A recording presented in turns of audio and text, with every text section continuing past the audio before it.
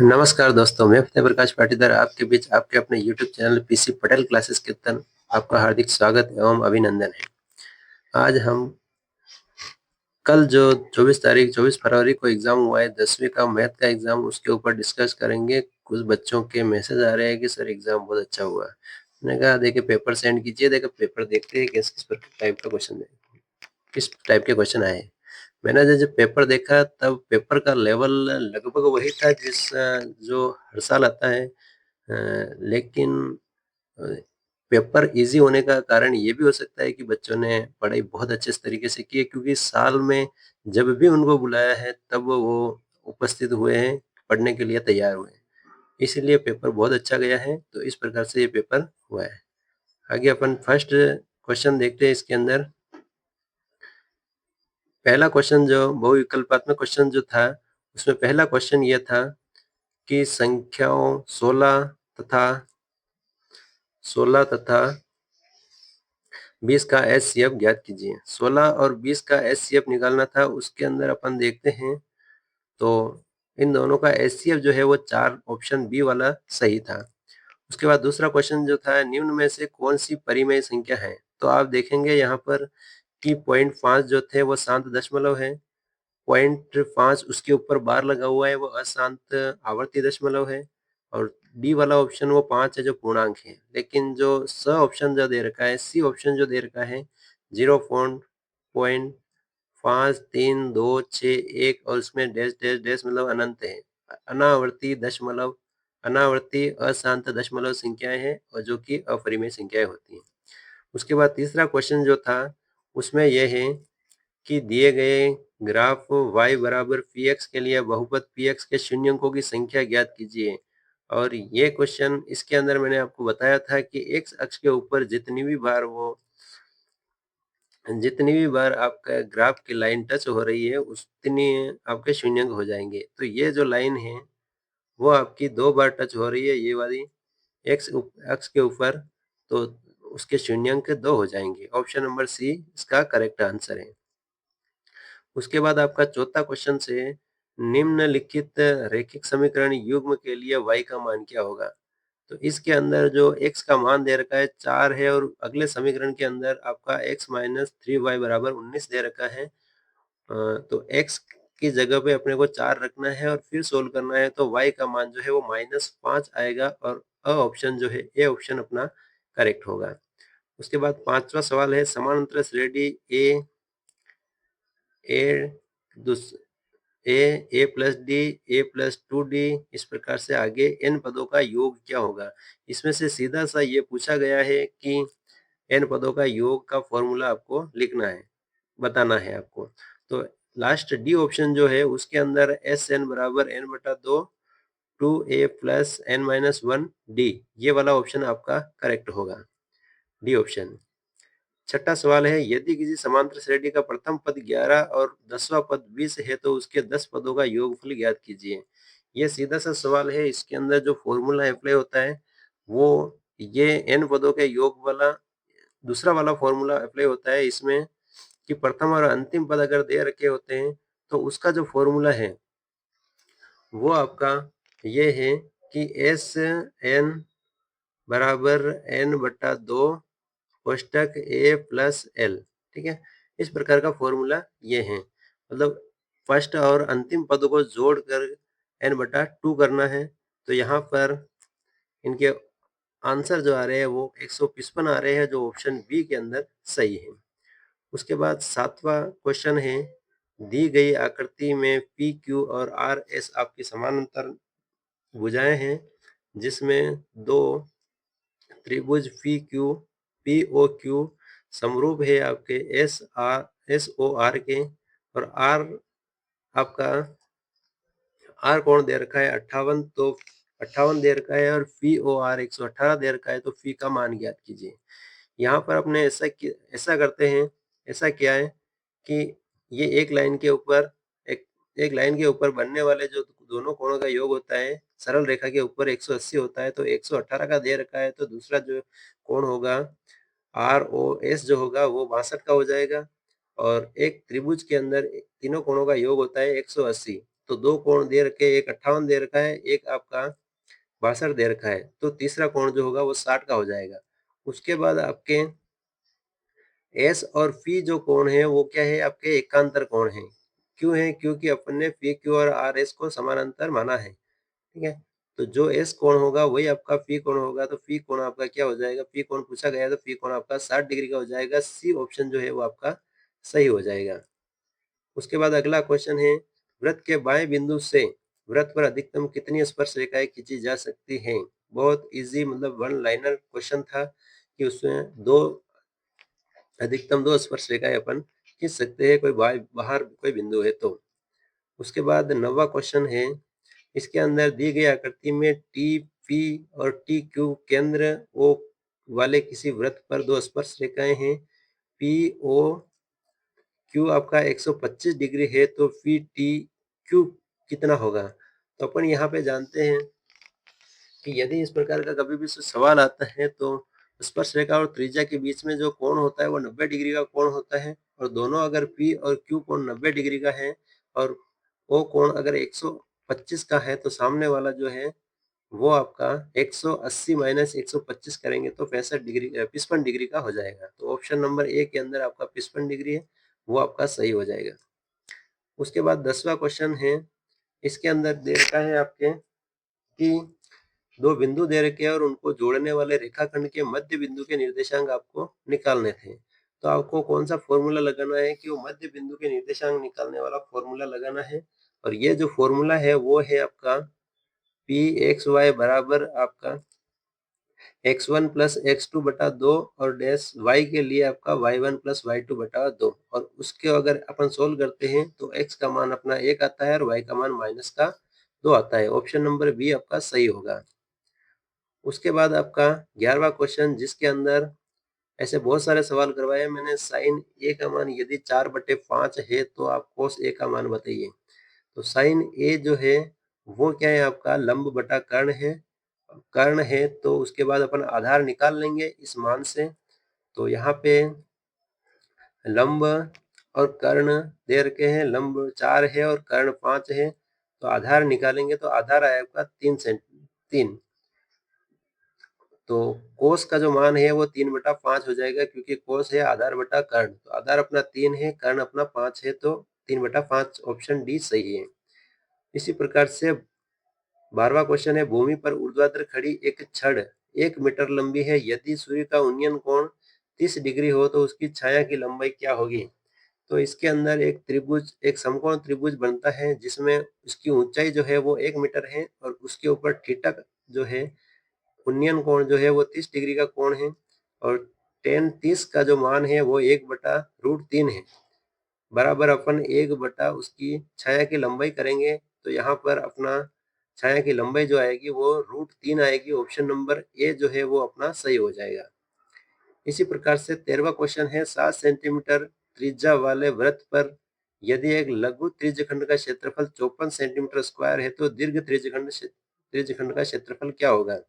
यहाँ पर अपने को क्या करना है कि पूरे वृत्त का क्षेत्रफल निकाल लेना है, और उसके बाद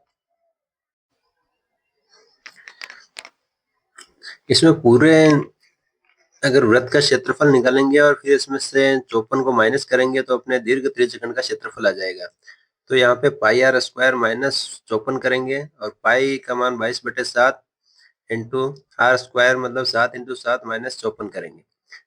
7 से 7 कट जाएंगे, 22 को अगर 7 से मल्टीप्लाई करेंगे तो 154 आएंगे, और 154 में माइनस करेंगे 54 तो 100 आ जाएंगे। इस प्रकार से अपना ऑप्शन सी जो है वो क्या हो जाएगा, सही हो जाएगा। ठीक है। उसमें अगला क्वेश्चन से है आपका, आर त्रिज्या वाले ठोस गोले का संपूर्ण पृष्ठीय क्षेत्रफल ज्ञात कीजिए। तो इसमें से सीधा सा आपका फॉर्मूला पूछा गया है ठोस गोले का संपूर्ण पृष्ठीय क्षेत्रफल, और जो ऑप्शन डी के अंदर 4πr² सही है। उसके बाद है 1 सेंटीमीटर भुजा वाले घन का संपूर्ण पृष्ठीय क्षेत्रफल ज्ञात कीजिए। तो घन का संपूर्ण पृष्ठीय क्षेत्रफल ज्ञात करने का फॉर्मूला होता है 6 इंटू भुजा स्क्वायर। तो 1 सेंटीमीटर अगर भुजा है तो 1 का अगर स्क्वायर करेंगे तो 1 ही होगा, तो 6 इंटू भुजा मतलब 6 सेंटीमीटर स्क्वायर ही होगा, और ऑप्शन ए के अंदर अपना आंसर सही हो जाएगा। उसके बाद है निम्न बारंबारता बटन का बहुलक ज्ञात कीजिए। तो इसके अंदर अपन देखेंगे कि जिसकी बारंबारता सबसे ज्यादा है उसका संगत जो x है, प्रेक्षण है, वही अपना बहुलक हो जाएगा। तो यहाँ पर अपन देखते हैं कि सबसे ज्यादा बारंबारता 16 है और 16 के संगत प्रेक्षण जो है वो 6 है। तो अपना ऑप्शन जो बी है वो अपना सही हो जाएगा, बहुलक 6 है। उसके बाद है अपना अगला क्वेश्चन, निम्न बटन के माध्यक वर्ग की निम्न सीमा बताइए।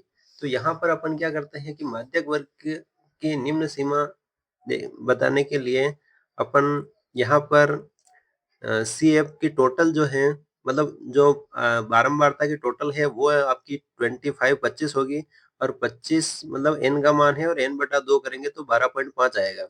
और अपन फिर करते हैं कि 12.5 से ठीक अधिक संचयी बारंबारता के संगत वर्ग जो होगा वो आपका मध्यक वर्ग हो जाएगा। तो 12.5 से ठीक अधिक संचयी बारंबारता 18 है, और 18 का संगत वर्ग जो है वो है आपका 20 से 30, और 20 से 30 आपका माध्यक वर्ग हो जाएगा। और इसकी निम्न सीमा यानी कि निम्न सीमा जो है वो है आपकी 20। तो ऑप्शन नंबर सी के अंदर आपका 20 ऑप्शन है वो आपका सही हो जाएगा। उसके बाद लास्ट अवसद का लास्ट क्वेश्चन जो है वो, एक सिक्के के एक उछाल में चित आने की प्रायिकता कितनी है। मतलब एक सिक्के को अगर उछाला जाता है तो उसके अंदर संभावनाएं बनती है कि चित भी आ सकता है और पट भी आ सकता है। तो उसकी संभावनाएं जो है वो, चित आने की प्रायिकता मतलब चित एक ही बार आ रहा है और टोटल संभावनाएं 2 है, तो 1/2 उसकी प्रायिकता हो जाएगी। इसके बाद आपके रिक्त स्थानों की पूर्ति कीजिए, और रिक्त स्थानों की पूर्ति में आपका पहला सवाल है, द्विघात समीकरण एक square plus b x plus c बराबर 0 के दो बराबर वास्तविक मूल है। ये कब होते हैं? जब आपका बी स्क्वायर माइनस 4ac बराबर क्या है आपका 0 होगा, तब आपके दो बराबर और वास्तविक मूल होंगे। उसके बाद है समांतर श्रेणी a plus d a plus 2d इस प्रकार से एन व पद आपका क्या होगा, तो आपको ये फॉर्मूला लिखना था, ए एन बराबर a plus n minus 1 into d. ठीक है, ये फॉर्मूला आपका इस रिक्त स्थान में भरा जाएगा। उसके बाद है तीसरा क्वेश्चन, दो समरूप त्रिभुजों की संगत भुजाएं समानुपाती होती है, इनका अनुपात जो होता है वो क्या होता है आपका समान होता है। ठीक है, समानुपाती इसके अंदर भरा जाएगा। उसके बाद एक वृत्त के किसी बिंदु पर स्पर्श बिंदु से जाने वाली त्रिज्या के लंब होती है। ठीक है, इसके बीच में क्या भरा जाएगा रिक्त स्थान में, मतलब स्पर्श रेखा और त्रिज्या के बीच में क्या होता है 90 डिग्री का कोण होता है। यहाँ अपन लिख सकते हैं समकोण होती है, या फिर लिख सकते हैं कि एक दूसरे के लंब होते हैं। उसके बाद है आपका पांचवा क्वेश्चन, और पांचवे क्वेश्चन में पूछा गया है आपका कि cos square 60 minus cot square 60 का मान कितना है। तो कोस कोस 60 का मान जो होता है 2/√3 होता है, अगर उसका स्क्वायर दो 2/√3 का स्क्वायर करेंगे, माइनस कोट 60 का मान होता है 1/√3, और इसका भी स्क्वायर करेंगे, 2 का स्क्वायर करेंगे 4 आएगा, √3 का स्क्वायर करेंगे 3 आएगा, माइनस 1 का स्क्वायर 1 ही होगा, √3 का स्क्वायर 3 होगा। तो 4/3 माइनस 1/3 आ जाएगा, और इसमें एलसीएम 3 लेंगे तो 4 माइनस 1 आ जाएगा, और 4 माइनस 1 करेंगे तो 3/3 होगा, और 3 को 3 से काटेंगे तो आंसर आएगा आपका 1। अगला क्वेश्चन है आपका, असंभव घटना की प्रायिकता कितनी है। तो असंभव अगर कोई घटना है तो उसकी प्रायिकता क्या हो जाती है 0। ठीक है, उसके बाद है आपका अति लघुत्रात्मक क्वेश्चंस। उसके अंदर पहला जो क्वेश्चन है वो है कि संख्या 4n पर विचार कीजिए, जहां n एक प्राकृत संख्या है। क्या n का कोई ऐसा मान है जिसके लिए 4n अंक शून्य पर समाप्त हो सकता है। तो ऐसा नहीं, ऐसा कोई भी मान n का ऐसा कोई भी मान नहीं है। क्यों नहीं है? क्योंकि चार के जब अपन अभाज्य गुणनखंड करते हैं तो उसके अंदर एक भी बार 2 × 5 आना संभव नहीं है, क्योंकि ये खुद ही 5 से छोटी संख्या है, तो 2 × 5 आना संभव नहीं है, इसलिए ये कभी भी 0 पे समाप्त नहीं हो सकती। उसके बाद है आपका दूसरा सवाल, संख्या 144 को अभाज्य गुणनखंडों के गुणनफल के रूप में व्यक्त कीजिए। तो इसको इस प्रकार से करना है कि 2 × 2 जो मल्टीप्लाई है वो 4 बार आ रहे हैं, और 3 जो आ रहे हैं वो 2 बार आ रहे हैं। तो 2 की घात 4 × 3 की घात 2 जो है वो अपना आंसर आ जाएगा। उसके बाद है, यदि अल्फा एंड बीटा द्विघात बहुपद द्विघात बहुपद फी x a x square plus b x plus c जिसमें ए बराबर 0 नहीं के शून्यंक है, तो उनके शून्यंकों और गुणांकों के बीच संबंध क्या है? तो इनके बीच संबंध जो है वो है कि दोनों गुणांकों का योग जो होगा वो बी माइनस ए होगा, और दोनों गुणांकों का अल्फा और बीटा, अल्फा इंटू बीटा, दोनों शून्यंकों का योग जो गुणनफल जो होगा वो सी बटे ए होगा। उसके बाद है आपका रैखिक समीकरण युग का हल कीजिए, जिसमें आपको क्या करना है, एक्स और वाई के मान निकालने हैं। तो यहाँ पर अपन क्या करेंगे कि एक्स प्लस वाई बराबर 5 है और एक्स माइनस वाई बराबर 1 दे रखा है। तो अपन इसके अंदर क्या करते हैं कि एक्स प्लस वाई बराबर 5 ऊपर रखते हैं और एक्स माइनस वाई नीचे रखते हैं। तो वाई से वाई कट जाएगा, 2x, एक्स और एक्स को जोड़ेंगे तो 2x हो जाएगा, और इधर अपन 5 और 1 को जोड़ेंगे तो 6 हो जाएगा। तो x का मान निकालने के लिए 2 को अपन भाग में देंगे तो 6/2 हो जाएगा, बराबर 3 आ जाएगा। तो x का मान अपना 3 आ जाता है, और y का मान निकालने के लिए x का मान को समीकरण 1 के अंदर अपन रखेंगे तो 3 + y बराबर 5 है, और y का मान 3 को अगर पक्षांतरण करेंगे तो यहाँ पर 5 से माइनस हो जाएगा, तो y बराबर जो हो जाएगा अपना 2 हो जाएगा। तो x का मान 3 है और y का मान अपना 2 हो जाएगा। इसी प्रकार पांचवा सवाल है अपना कि समांतर श्रेणी 1 3 5 ... का अंतिम पद 19 हो तो श्रेणी में पदों की संख्या कितनी है? तो इस प्रकार के सवाल को अपन सोल्व करने के लिए ए एन बराबर अपना कितना है, 19 है। ठीक है, तो इस प्रकार सोल्व करेंगे। देखिए यहाँ पर स्क्रीन के ऊपर कि ए एन बराबर 19 है, तो यहाँ पे फॉर्मूला ए एन का फॉर्मूला कौन सा है कि ए बराबर n-1 डी बराबर कितना है, 19 है। ए का मान यहाँ पर अपन देखते हैं तो ये आ जाता है अपना, ए का मान है अपना 1 है, और डी का मान जो है वो अपना 3 - 1 करेंगे तो 2 हो जाएगा। ठीक है, 2 डी का मान अपना 2 हो जाएगा। तो इसमें यहाँ पर 1 + n-1 इंटू डी करेंगे बराबर 19 है। तो 1 को पक्षांतरण करेंगे तो 19 में से 1 माइनस होगा तो 18 हो जाएगा। n-1 इंटू 2 बराबर 18 हो जाएंगे, और फिर 2 को अपन गुणा में तो उधर भेजेंगे, बराबर के उधर तो अपन भाग में चला जाएगा। तो n-1 बराबर 18/2 हो जाएंगे। तो 18 में 2 का भाग देंगे तो 9 आएंगे। फिर अपन n-1 है तो -1 जो है वो अपन बराबर के उधर भेजेंगे तो प्लस का हो जाएगा, तो 9 + 1 हो जाएगा। n बराबर 9 + 1 है, और 9 + 1 बराबर n बराबर जो होगा वो आपका 10 हो जाएगा। इस प्रकार से आपका ये जो n का मान जो है वो कितना आएगा आपका 10। तो बिंदु फी से ओ केंद्र वाले किसी वृत्त पर फी ए और फी बी दो स्पर्श रेखाएं परस्पर 80 डिग्री कोण पर झुकी हुई है, तो फी ओ ए का मान ज्ञात कीजिए। इस प्रकार से अपन बनाएंगे। यहाँ पर आप स्क्रीन के ऊपर देखिए, ये देखिए इस प्रकार से बनाया जाएगा। जैसे यहाँ पर आपके दोनों स्पर्श रेखाएं खींची गई है, फी ए और फी बी, और यहाँ पर ये 80 डिग्री के ऊपर झुकी हुई है। ठीक है, तो ये पूछ रहा है कि फी ओ और ए का मान बताइए। तो हम जानते हैं कि जो 80 डिग्री के दोनों का, तो जो स्पर्श रेखा और त्रिज्या के बीच तो कोण जो होगा वो 90 डिग्री का हो जाएगा, तो वो दोनों 180 डिग्री के हो जाएंगे। उसके बाद जो दोनों कोण हैं वो उनका योग भी 180 होना चाहिए। तो इधर पी कोण का मान आपका 80 है, तो उधर आपका ए ओ बी कोण का योग कितना हो जाएगा, आपका मान कितना हो जाएगा, 100 डिग्री हो जाएगा। ठीक है, उसके बाद यहाँ पर उसका आधा पूछा गया है। ठीक है, पी ओ ए पूछा गया है, तो आपका 100 डिग्री पूरा है, तो आधा जो है वो आपका 50 डिग्री हो जाएगा। तो इसके अंदर आपका आंसर आएगा 50 डिग्री। उसके बाद जो है वो आपका अगला सवाल के अंदर आप देखते हैं तो दो बिंदुओं के बीच की दूरी निकालनी है, और दो बिंदुओं के बीच की दूरी निकालने के लिए अपने को क्या करना है कि दो बिंदु दे रखे हैं आपके -3 4 और 7, दूसरा है आपका 7 2, दो बिंदुओं के निर्देशांक दे रखे हैं। तो उनके बीच की दूरी निकालने के लिए अपन फॉर्मूला लगाएंगे ए बी बराबर x2 - x1 का स्क्वायर प्लस y2 - y1 का स्क्वायर, उसके ऊपर रूट। ठीक है, तो x1 और y1 का मान रखेंगे, तो इस प्रकार से अपना आंसर आ जाएगा। ठीक है, उसके बाद है अपना साइन थीटा वाला। तो साइन ए इंटू कोस ए प्लस सेक ए इंटू कोस ए का मान कितना होता है। तो यहाँ पर अपन ने आगे सोल्व कर रखा है कि साइन ए बराबर अपन 1 बटा कोसेक भी लिख सकते हैं, प्लस सॉरी 1 बटा कोसेक लिखा हुआ है, उल्टू कर रखा है कोसेक ए, प्लस सेक ए को अपन 1 बटा कोस भी लिख सकते हैं और इंटू कोस ए। तो कोस ए से कोस ए कट जाएगा, प्लस कोसेक ए से कोसेक ए कट जाएगा और कोस ए से कोस ए कट जाएगा।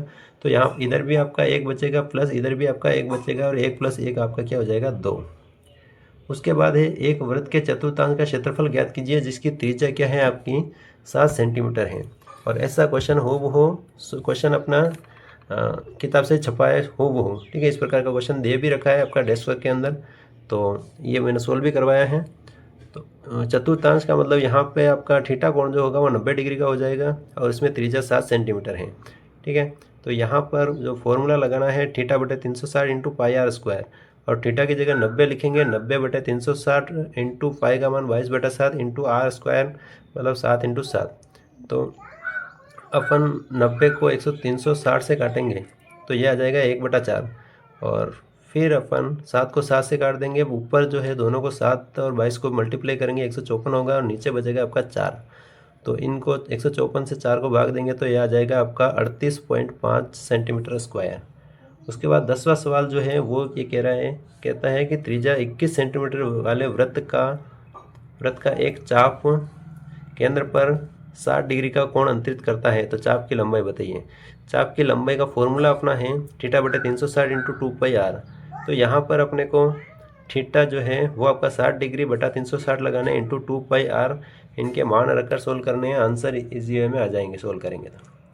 उसके बाद देखते हैं कि नीचे दिए गए बटन एक कक्षा के 30 विद्यार्थियों के भार को दर्शाता है। विद्यार्थियों के भार का बहुलक ज्ञात कीजिए। भार का बहुलक ज्ञात करना है तो भार जो इसके अंदर अपन देखते हैं कि पहले भी अपन ने बहुलक निकाला है। तो बहुलक का तरीका ये होता है कि जिसकी बारंबारता सबसे ज़्यादा होती है वही उसके प्रेक्षण मान जो होता है वही अपना बहुलक होता है। लेकिन यहाँ पर प्रेक्षण मान की जगह वर्ग दे रखा है, वर्ग अंतराल दे रखा है।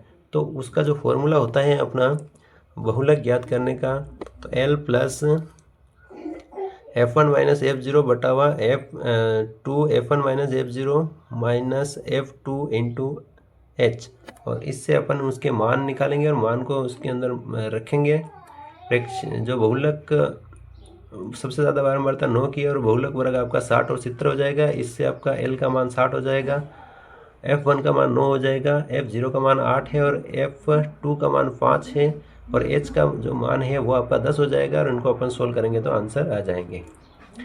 इसके बाद है किसी कक्षा के 10 विद्यार्थियों के प्राप्तांक नीचे दिए गए, यानी विद्यार्थियों के द्वारा प्राप्त अंकों के माध्य निकालना है। आप क्या करेंगे कि ये आपका प्रत्यक्ष विधि से हो जाएगा क्योंकि बहुत छोटे छोटे मान दे रखे हैं। तो अपन x और y दे रखे हैं, तो x और y को मल्टीप्लाई करेंगे तो यहाँ पे fx आ जाएगा। फिर उनको अपन योग कर लेंगे और यहाँ पर f को भी योग कर लेंगे। फिर इसमें फॉर्मूला लिखा गया है σfx/f। तो σfx का मान ऊपर रखेंगे और σf का मान नीचे रखेंगे, तो फिर उसको सोल्व कर लेंगे, आंसर अपने आ जाएंगे।